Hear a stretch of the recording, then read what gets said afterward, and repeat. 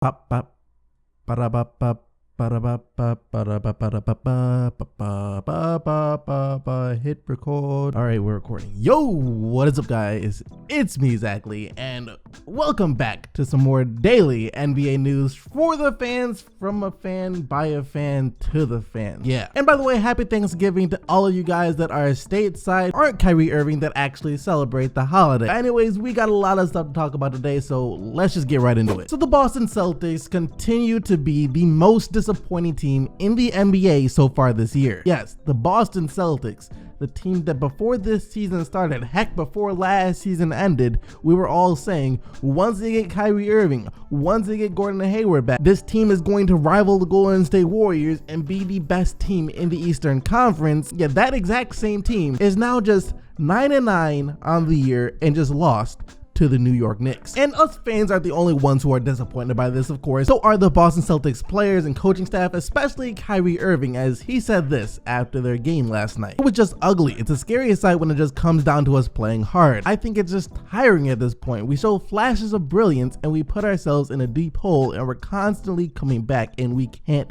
play like that. And he was the only member of the Boston Celtics who was voicing his concerns and frustrations with the teams after this game, as Brad Stevens, the head coach of the Boston Celtics, took it a step further, as he says with the way the Celtics have been playing so far this year, he's beginning to doubt as to whether or not this team is supposed to be good. We're not playing with the same personality that we did last year, and that's the easy way to describe it, and the 50,000 issues that are below that. I just don't know that we're that good. Maybe it's not a wake-up call if you keep getting beat. The thing is, we all know this shouldn't be the case though. We know that the Boston Celtics should be the top team in the Eastern Conference. And this leads me back to what I was saying maybe last week about the Boston Celtics suffering from the disease, the curse of having too much talent. See, that message didn't resonate with a lot of people. A lot of people were very skeptical when I was saying that, mainly because they pointed to the Golden State Warriors, saying, well, if the Boston Celtics are suffering from,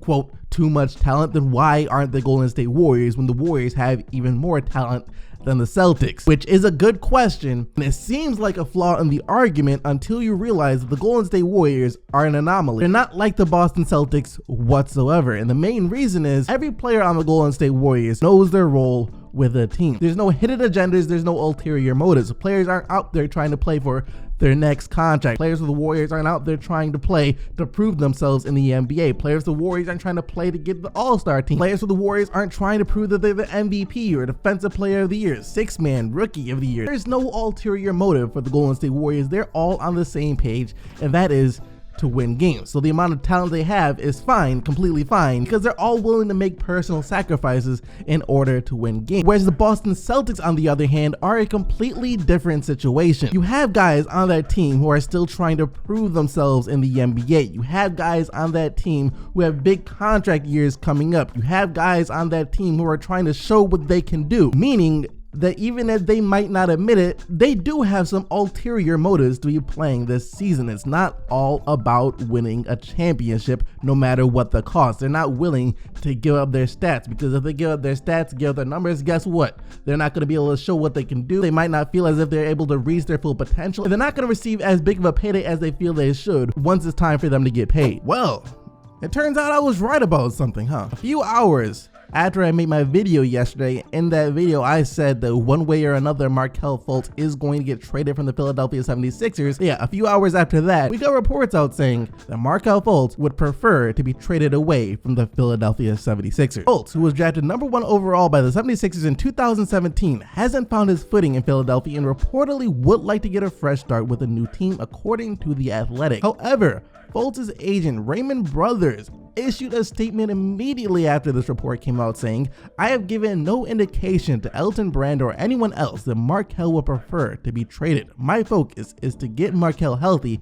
end of story. So he hasn't given any indications to the Philadelphia 76ers or Elton Brand that Markelle Fultz would like to be traded. Raymond Brothers himself hasn't given any indication. What about Markelle Fultz? Does Markelle Fultz still feel as if he would prefer a new team? He didn't deny that whatsoever. He just says that right now he's focused on getting Markelle Fultz healthy, which I completely believe. He's not lying here. His focus is to get Markelle Fultz healthy, because the bottom line is, until Markelle Fultz is healthy, it doesn't matter what team Markelle Fultz is on, the Sixers, the Nets, the Suns, it doesn't matter, because he's not going to be able to play until he's healthy. The question is, once he is healthy, what comes next? And we all know exactly what needs to come next and what's going to come next. Markelle Fultz is going to be traded. Markelle Fultz and the Philadelphia 76ers are no longer a good fit for each other. After that Jimmy Butler trade, Markelle Fultz knows it, his agent knows it, the fans know it, and Elton Brand knows it. Sixers tried. They tried this season to give Markelle Fultz an opportunity to show what he could do alongside Ben Simmons and Joel Embiid, to show that he can become the player that they need him to be. However, 10 to 15 games into the season, it became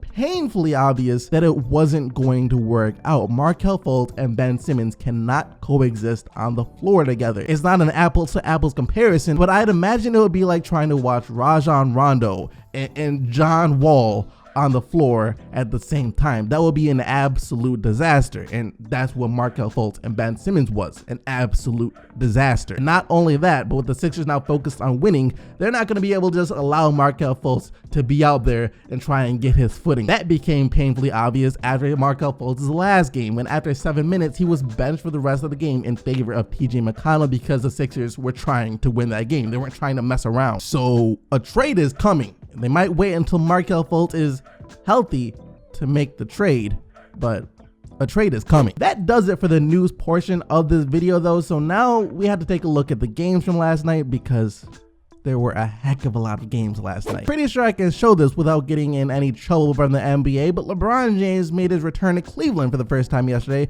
and it went like it should have went. There was no booing or anything of the sort, as he received a standing ovation from the crowd and cheers every time that he made a shot. Cavs fans wanted the Lakers to win this game more than their own team, it seemed, which is good, because they would have been disappointed otherwise, as LA got the 109-105 win in LeBron's homecoming. LeBron with 32 points, 14 rebounds, and 7 assists. And the Golden State Warriors lose once again, their 4th loss in a row, this time in a blowout loss to the OKC Thunder, 123-95. This is getting extremely ugly for Golden State, but hey, maybe it's the storyline that we needed during the regular season to distract us from the fact that once they're healthy again, when the playoffs come around, it's over. Dennis Schroeder, though, devoured the Warriors off the bench with 32 points. Milwaukee Bucks were throwing the Blazers around like a rag doll last night. The game was over well before the start of the second half, and yet Milwaukee wouldn't just stop pouring it on until the final buzzer. These are exactly the type of games that the refs in the league just need to allow teams to throw in the towel. 143-100, I don't know what else to say. Giannis with 33 points, 16 rebounds, and 9 assists. Philadelphia 76ers almost blew it. They almost blew their lead in the game last night to the Pelicans, but they didn't. They held on to come away with a narrow 121-120 win over New Orleans. Embiid with 31 points and 19 rebounds, while Davis struggled with the shot but was amazing in every other aspect of the game with 12 points, 16 rebounds, 6 assists, 5 blocks, and 5 steals. The Houston Rockets win again, another win without Carmelo Anthony. This time was a very narrow 126-124 win over Detroit, as James Harden was able to get to the free throw line at will and finished with 43 points. And the Wolves lose again, this time to the Nuggets. And it was a much needed win for the Nuggets, as they get the 103-101 win thanks to Paul Millsap and his 25 points. Speaking of much needed wins though, the Jazz could for sure use one right about now, as they are still underperforming big time. They lost to the Kings last night, 119-110, and they're now just 8-10 on the year. De'Aaron Fox was great with 17 points and 13 assists. Watch the Grizzlies mess around and somehow win it all this year. Look, I'm sorry, but the thought of this Grizzlies team winning a championship, it sounds so awful. I can't imagine how boring of a final series that would be. And I feel bad for saying that, because they're quite good. It's just they're boring. They beat the Spurs 104-103 behind Mike Conley's 30 points and 9 assists. Like I said at the beginning of the video, the Boston Celtics lost again, this time to the New York Knicks, 117-109. Boston couldn't stop Trey Burke, who had 29 points and 11 assists off the bench. But Walker only scored 16 points, and the Hornets still managed to beat the Oladipo-less Indiana Pacers 127-109. Finally, the guy didn't have to score an insane amount of points. The Raptors beat the Hawks without the help of Kawhi Leonard, just like they should have been able to do, 124-108. Kyle Lowry finding himself once again with a monster night of 21 points, 17 assists, and 12 rebounds. And the Dallas Mavericks beat the Nets 119-113. Doncic with 19 points and 9 rebounds. And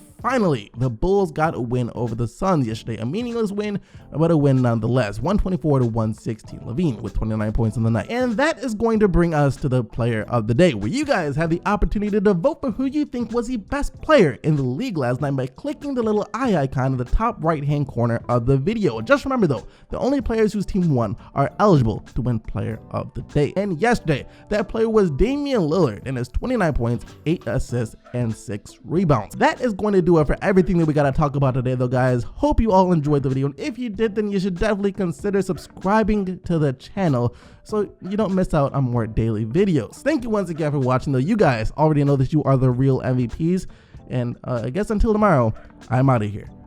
Peace.